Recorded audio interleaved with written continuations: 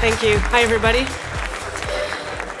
So we all know this product life cycle chart, and many of us have actually probably been up that uphill battle to get growth and traction in any sort of product market fit. But in reality, those two early stages, the launch and the growth, actually represent a really small fraction of your product's entire life cycle. In fact, the MVP and those quick pivots we talk about, that usually happens right at the very beginning. However, most companies, most of us, aren't so lucky to work on brand new greenfield products that haven't been touched before. Most of us are adopting products that exist already, and they have customers, and they have constraints, and they have backlogs full of all these feature requests and other things that you'll never get through. But it's important to look at this stage because this is where the money is made. If you look at sales volume, and in reality, this is where churn really starts to hurt. You know, when you're a brand new company with a fast-growing, frothy market, it's easy to hide an ugly churn rate with fast growth. But as you saturate the market, as you hit maturity, that churn rate really does start to kick in. And yet, when you look at what people talk about, when you look at what people write about, what they share, it's mostly about those early stages. How we launched our product, how we grew to our first 100 users, our first 1,000 users, how we hit product market fit. Which is a shame, because that's actually not the hard part. It gets much more difficult as your product matures. Hi, by the way, I'm Janna Bastow. As Justin introduced me, I'm co-founder and CEO of ProdPad, which is a set of tools for product managers. I'm also the co-founder of Mind the Product, which is a series of events and communities for product managers. And also, over the course of my career, I've had the chance to work with and inside different companies as a mentor, a trainer, a consultant. And so I've seen inside thousands of different product companies and started to understand what sort of challenges they have. And it is the more mature companies, as I think we all know, that have these biggest issues. And so the reality is that if you want people to use your product long term, your product needs to grow with them. Now, each day your product is in existence, your users are changing with them. Your early adopters are nice and easy, right? They've come out, they've found what it is you have. They tend to love being beta testers. They love when your app doesn't quite work and they can tell you about it. They put up with a little bit of a higher tolerance. But those early adopters, those innovators who first try your product, if they stick with you over the course of a few years, they change. They become more advanced. They become better at your product. And you end up having to adapt your product to the things that they're asking for and, making sure that you're adapting to their changing needs and fitting their market. But at the same time, you still have to, years later, build for companies that are just getting started, people who are just starting your product, people who've only been using it for 30 seconds or 30 days. All in all, it means that you basically have to build more than one product. You've got more than one job to be done, more than one user persona to cater for, spread across these different cohorts. And so in the growth stage, your team is focused on doing whatever they can to get that product market fit, to get things out the door, to prove that this product has a place in the world. Whereas at the maturity stage, you've got existing and new users to build for. You've got constraints and technical complexities. You've got tech debt and people and policies and all sorts of things that are slowing you down. Maturity comes with problems. So if you're a maturing company, you might find that you actually start becoming a bit of a feature factory. And this is actually born out of something that looks like a good habit early on, but that actually can come back and bite you later, which is when you're first building, it's all about trying to find that product market fit, and each new feature is incremental. It might get you that next 10 big sales, or it might get you that next 10,000 downloads, or whatever it is that you're doing. As you grow, as your product grows, those features start to add up, and everyone knows that a bunch of features doesn't necessarily make a good product. It starts becoming a bit of a Frankenstein of a product. We all know that stage. So that's why it's so important to focus, to bring that focus back to hitting company objectives rather than focusing on features. Now, we all know this. This is something we all inherently get, that we're trying to solve problems, not just build features. But it's a trap that people get stuck in time and time again, and I kind of wonder why that is. I blame the roadmap. Now, the roadmap isn't inherently bad. In fact, it can be a great tool for communicating your company's strategy and pointing out which direction that your team's meant to be going. But oftentimes, they can be something that trips people into building feature after feature. So I implore you all to do this with me. Ditch your timeline roadmap. And I'm seeing some nodding heads here. Now, I know this format makes you look good today. Your board loves this, your boss loves this, your customers love this level of certainty that you're going to build all these things for them, but it is setting you up for failure. See, the thing is, it's basically a chart where you're plotting time versus things to do, with time along the x-axis there, creating this timeline. Now, it's all well and good when you're measuring things and you're putting things on there in the short term. These are things that your team has agreed on and you've got nice set estimates for. Everyone understands that it's coming out in the next release or two. It's all well and good, but as things start adding in, the further out you plan, the more you add in there, the harder it becomes to manage. And just by having that timeline along the top, it means that everything you put underneath that line has an implied due date and duration. Now again, this is fine if you've been working out and planning all these projects, but you're not. We know that most of these dates are made up a little bit, right? And so what you've actually got are a whole pile of assumptions stuck on top of more assumptions. And so here's some assumptions that you're making. You're assuming that you know how long each one of these tasks, each one of these features is going to take. Now, again, this might work for the short-term stuff, but the further out you're going, the more you're having to add buffer or make up those dates just to make sure that it can go on the roadmap.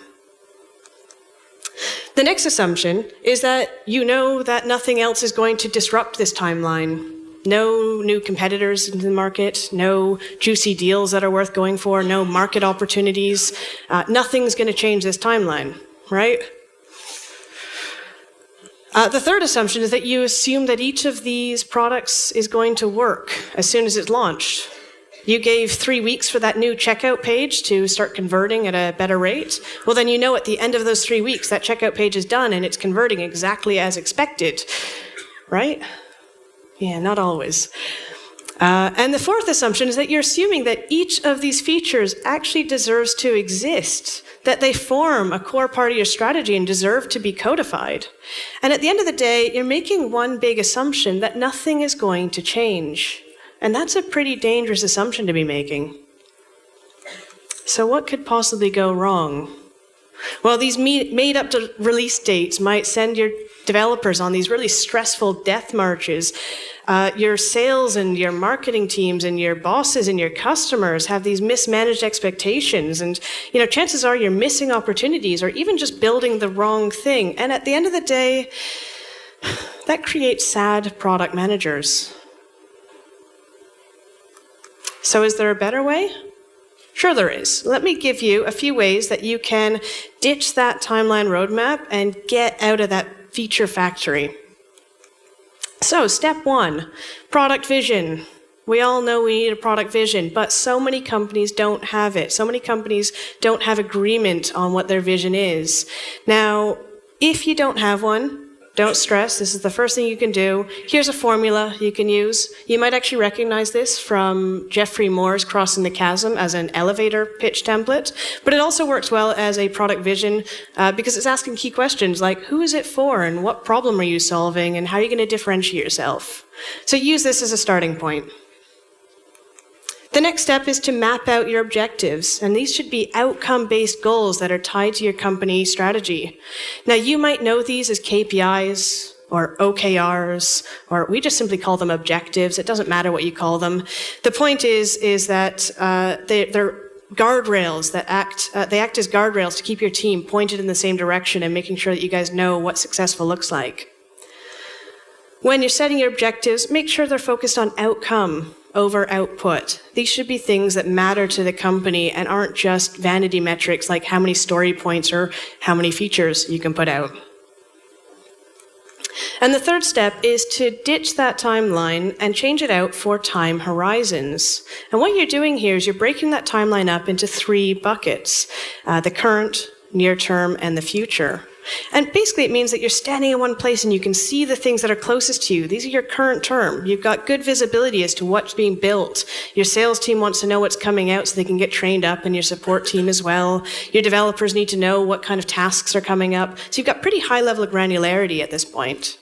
But as you move into the near term, or particularly into the future, the things that you're putting on your roadmap aren't features, aren't releases. They are problems to be solved.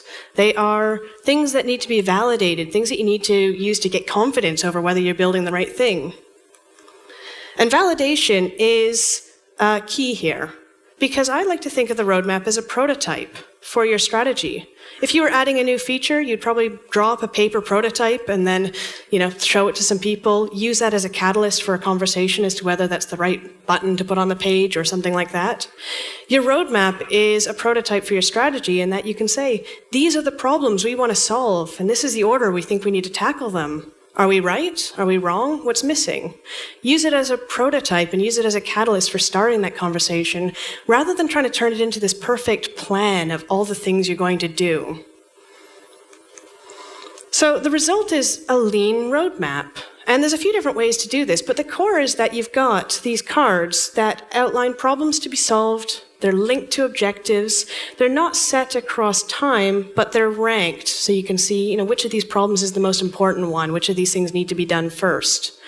So here's one version of one. Here's another version that works a little bit more as streams.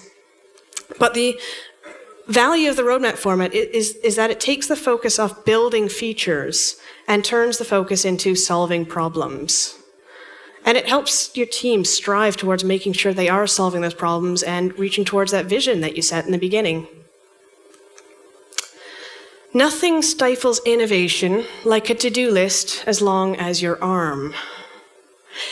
Now, this is a state that so many teams are stuck in. How many people have a Trello board that looks a little bit like this, or a Jira board, or whatever it is? Your team can only do so many things at the same time, and yet they've got this growing, vertigo-inducing backlog of all these things to do. And the thing is, most of these things aren't actually ready for development. They're not necessarily spec'd and ready to go. They're not in any particular order. And what it actually does, it stresses out the development team who can't realistically grab from that backlog and start working on stuff. And it also freaks out the non-tech team who's wondering where their ideas went and why none of them are being built. So, solution to this is pretty simple. It's to split your strategy from the execution. Break your backlog into 2 parts, the product backlog and the development backlog. Now, backlog is a pretty broad term, and this is where it causes some confusion, because a lot of people kind of group them all in together of all the things you could do.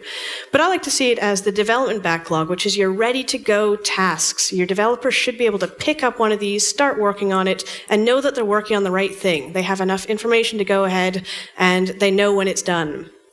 Your product backlog, or as Marty Kagan calls it, the opportunity backlog, is the list of all the things you could do. And this could be anything from customer requests to ideas from your team to insights that you're getting from the tests you're running and the prototypes you have out there in your experiments. The key thing is that the product backlog should be open to the whole team. It should be something that they can all see, add to, collaborate on, and actually help you through, help you understand what kind of things should go into that backlog. So a tidy development backlog is crucial for solid execution, and a transparent backlog is key to your strategy. Split those 2 to get the best of both worlds. Now, as your product matures, experimentation gets scarier. Now, I'm sure we're all familiar with the build, measure, learn diagram, and, it seems pretty simple. It is simple. Until you've got competition nipping at your heels and pressure from the investors, your customers, from everybody, tech debt creeping in at the edges, your company enters panic mode and starts shoveling out features and fixes as fast as they can, and they lose sight and they lose focus on the entire picture, and they just end up building, maybe in an agile way, maybe not, but they end up missing out on the measure and the learn pieces, the discovery side of this cycle. And they end up in the build, build, build cycle, or the build trap. Anybody been in the build trap before? Okay. So it's important you can actually resist this urge to constantly build, but to do so, you need to create the time and the space and the permission to validate, to check that you're building the right stuff. It's not that people in your team don't understand that they need to check that these things work. It's that they often don't have the time or the space or the permission to do so. And so here's a few ways you can actually build that in. One is implementing some form of dual-track agile. Now, I'm not going to go into detail about how to set this up. There's a lot of different variations of this. There's as many as these as there are variations of Agile itself. But the core is that you start with the discovery track to figure out what kind of things are going to move the needle, and then you move those winning pieces into the delivery track, and then those things from the delivery track go back into the discovery track to find out if they actually solved the problem. So it's making sure that your team has space built in. It's not just sprint ends, new sprint ends, new sprint. You're actually building in time. Whether you do that with one team that changes context or two teams that change roles, it doesn't matter. There's different ways of doing it. But do build something like this into your team. And the other habit I see is trashing the roadmap. It's a bad habit I see all the time. You've launched that new checkout page, and so you close all the tickets in Jira, you wipe down the whiteboard, you crumple up all the tickets on the post-it notes on the wall, and you start moving on to the next thing. But it might seem good for keeping up cadence, but it's kind of setting you up for not really making an impact. After all, just because something was launched doesn't mean it solved the problem. Here's what you can do. You can actually use your roadmap, particularly that current column, to keep an eye on what kind of experiments are being run. You're setting out, these are the problems we're solving, these are the experiments, and these are the progress that we're having throughout them. And to add to this, once you've actually done and run those experiments, just because those micro experiments work doesn't mean the objective itself actually worked. Sometimes it takes a little bit longer to move the needle on something. And so you can actually create what I call the validation roadmap, which is a separate document or something off to the side that allows you to take those cards, move them over, and create a space where your team can see, these are the things that we've done, this is how we're validating. It's also really helpful to have a record of what has been built in the past, because this proves the return on investment of having a product management team of working on these types of things.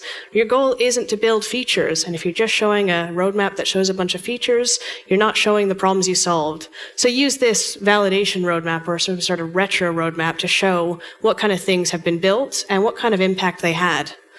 It's a little bit like math class. You have to show your work to get half the points.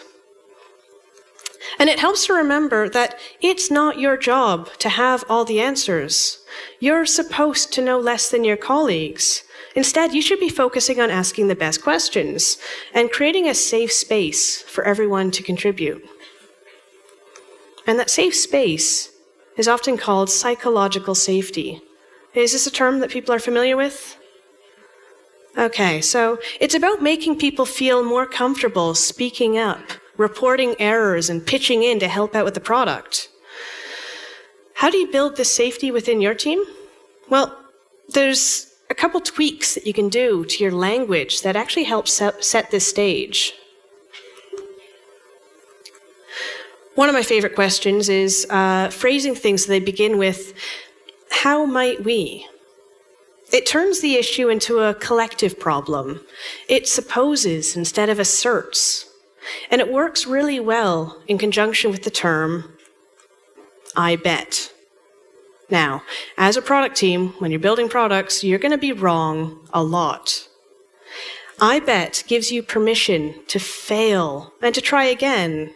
After all, it wasn't you that was wrong. It was your bet. It was your hypothesis. And now that you know what doesn't work, you're free to move on to the next thing. It takes the pressure off having to be right about things. And it actually helps set the stage for psychological safety. So start building in these terms, this terminology, this way of speaking within your company to make people feel a bit safer speaking up and getting involved in the product. And as any company that has made it, that's making any sort of money or success or even perceived success, you can be sure that you've got startups on your heels trying to disrupt you and trying to take bites out of what you've already done. You've done the hard part of validating that there's a market. They're just going to come right in, copy what you've done, improve on it a little bit, and move from there. So you've got to keep moving. You're going to be disrupted. Now, I like to think about companies on this risk aversion continuum. On the far end, you've got your super nimble and lean companies. These were formed in a coffee shop on Tuesday. They've pivoted by Thursday. They've got a copy of Lean Startup under their arms, and they're ready to use it in anger. But then you've got people companies on the other side, and these are your governments, your banks, your slow-moving organizations who couldn't pivot to save their life. Now, most companies are somewhere in between here, but as products mature, they tend to pull them more and more over to the far side. The best companies are the ones who figure out how to still profit at the far end of this, but find ways to become nimble and lean, and find ways to disrupt themselves. So in my experience, I've actually come across 4 different models that seem to work in this way. Google is famous for their 20% time. They give everyone the equivalent of a day off a week to go work on whatever they want. Now that might seem like a colossal waste of resource, but it's created key products like Maps and Gmail and tons of others that they've done. Now, 20% might be too much for most companies. Most of us aren't rich like Google. But can you carve out just 2% or 0.2% of your company to spend trying to disrupt your products? It might just create a new product line that becomes profitable for you in the future. I love hackathons. It's just as good for building team spirit and building cohesion within the team as it is for creating potentially disruptive products. I mean, as we're watching one here today who's halfway through a 72-hour thing and they've already got paying customers. Give your team a time-boxed week off to go focus on trying to build something, anything. Give them the free chance to do so, and you might just have a new profitable line in there as well. The lab is an approach that's often used by larger corporates, usually folks who are trying to go through that digital transformation. Instead of trying to carve off an equal 20% or trying to time box it, they'll create a space, right? Whether that's a few people or an entire department focused on acting like a startup, but having the backing, the financial backing and support of the larger corporate, so that if anything is a winner out of that startup, the lab, they can be incubated and turned into something much more profitable by the parent company. And finally, the Facebook. Now, Facebook has one of the largest user bases in the world, but they never launch features to everyone all at the same time. They're the masters of hyper-segmentation, of taking their user base and slicing it into ever smaller pieces so they can test and iterate in a much safer space without letting the entire world see their failures. So it's all about minimizing what people see as your failures so that you can actually build the better products. So all of these tactics can help your company disrupt your own maturing products before it enters that decline stage. Your goal is to breathe life into your products by adding new value or expanding your market. And if done right, you can extend your product's life and expand your revenues even further. So beat the feature factory by ditching that timeline and solving real problems. Conquer that beast of a backlog by separating the roles of strategy from execution. Learn to love experimenting again by building in a safe space for validation, and disrupt yourself before someone else does. And that is how you can grow up lean. Thank you. Thank you very, very much. Thank you. We have time for some questions, so if you have any, please raise your hand and we'll either get somebody to you with a microphone or we'll throw a microphone to you. Could we get somebody in the back to bring a microphone over to this gentleman over here? Yes, is someone coming over? Excellent.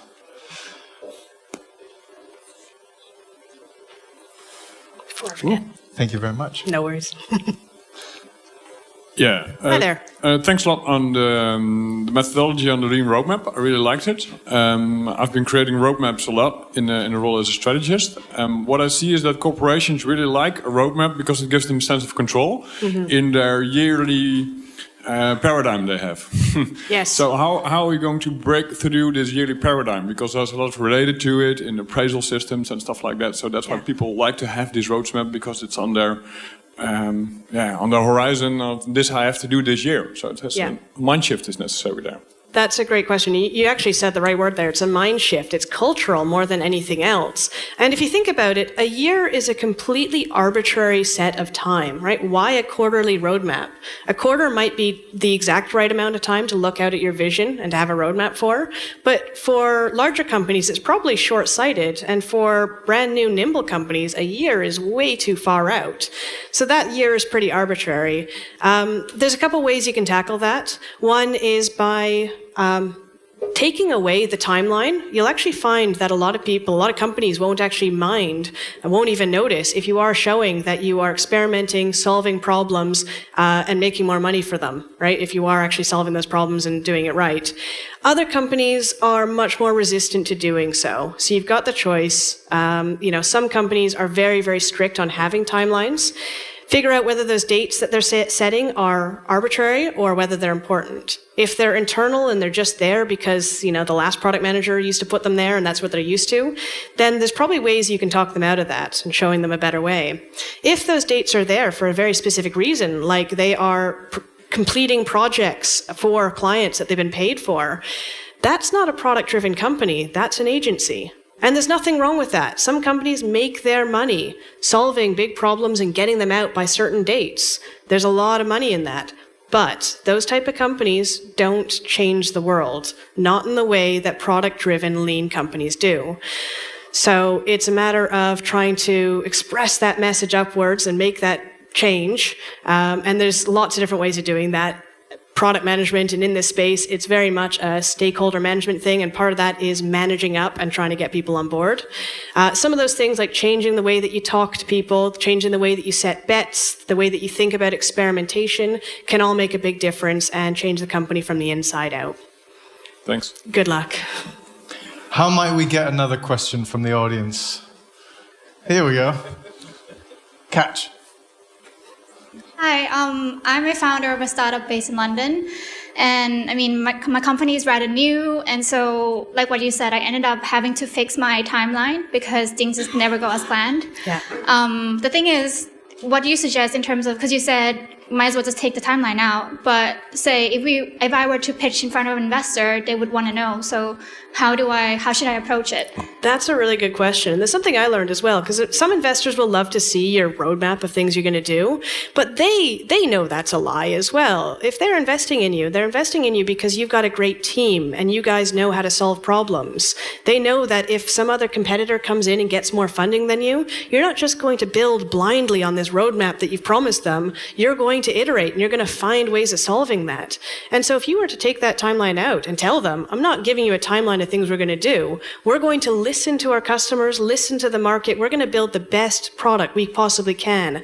We don't know what that is, but you do know who's going to be running this thing, and that's me and this team. If they're investing in you because you've shown them this perfect roadmap, you don't want their money. You want people who invest in you and believe in what you can do. Thank you. Good luck. Thank you. Excellent.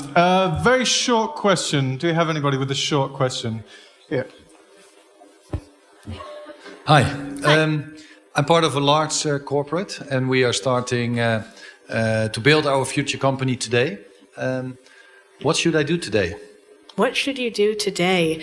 I mean, the first thing that comes to mind is me asking you about 20 other questions before I give you the answer to that. That's a really broad question.